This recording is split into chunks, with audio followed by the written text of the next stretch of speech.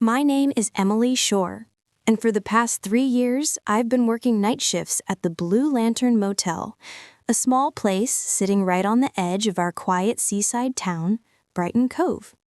People think night shift work is boring. Sometimes it is, but sometimes it feels like the world slows down and reveals things most people never notice. The soft hum of the vending machine, the sound of waves hitting the shore across the street, the empty hallways that echo every footstep. And then there was room 214, the room that changed everything. It was almost 2 a.m. when he walked in, tall, tired, a little messy, like he'd been carrying the weight of something heavy for too long. "Hey, do you have a room available?" he asked, voice low, like he hadn't spoken much that day. I nodded. "Yeah, room 214 is free." He smiled softly, the kind of smile that hides 1,000 unsaid things. His name was Ethan Marsh. Something about him felt different. Not dangerous, just lost.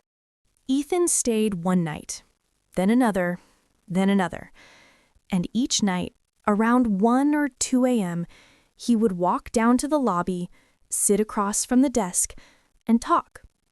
Not the usual small talk, real talk. Life, regrets, dreams he had shelved a long time ago, the stress of his life back in the city, the feeling of being trapped in a life that didn't feel like his anymore.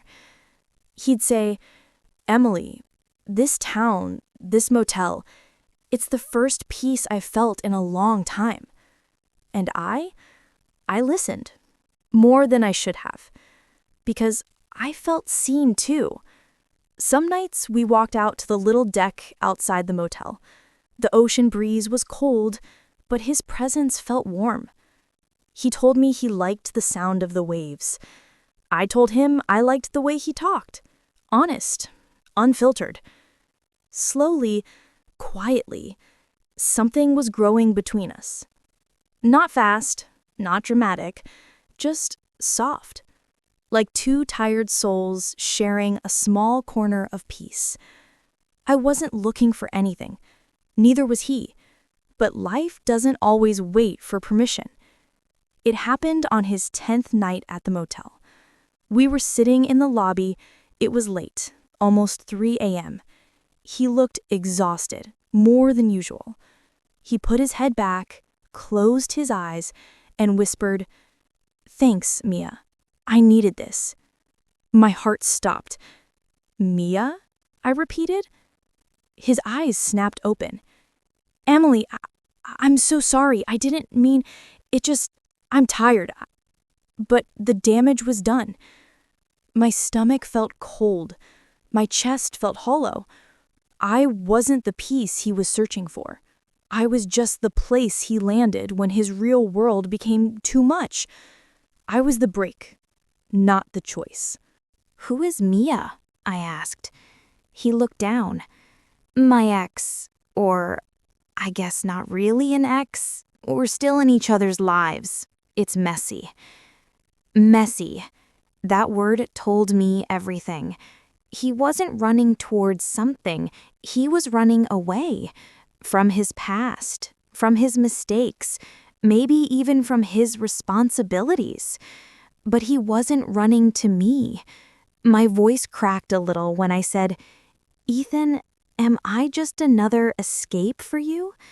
He didn't answer. And silence can be the loudest answer of all. That night, after he went back to room 214, I stepped outside. The ocean wind hit my face like reality. I realized I had been building a future in my head with someone who didn't even know what he wanted. Someone who wasn't ready. Someone who wasn't healed. Someone who would leave the second life called his name again. I thought I needed him, but the truth was, I needed me. Around sunrise, Ethan came down to the lobby. His eyes were red, like he hadn't slept. "Emily, I don't want to lose this. he said. I care about you, more than you know. I looked at him, really looked at him. He cared, yes, but caring wasn't enough. You don't have room in your life for another person, and I can't be someone's break. I want to be someone's choice. He stepped closer. Emily, please. I shook my head. You should go home, Ethan. Fix the things you're running from. Figure out who you are without using me as a hiding place. His shoulders dropped. He nodded. And then he left. Room 214 was empty again. For days, I felt hollow. Not because I lost him, but because I finally accepted something bigger. I had been living small, waiting for someone to make my life feel full. But the truth? My life deserved to be full because of me. I started taking morning walks by the sea. I joined a small writing class. I reconnected with friends. I let myself breathe again. The nights felt quieter after Ethan left, but for the first time in a long time, the quiet didn't hurt. It healed. Some people walk into your life to stay.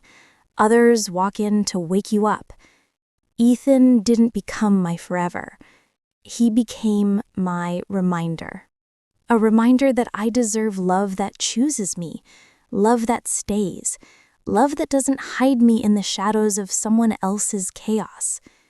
Room 214 is booked by new travelers now. But every time I pass by it, I remember the girl I used to be, and the woman I chose to become. A woman who finally learned she was never a temporary stop. She was always the destination.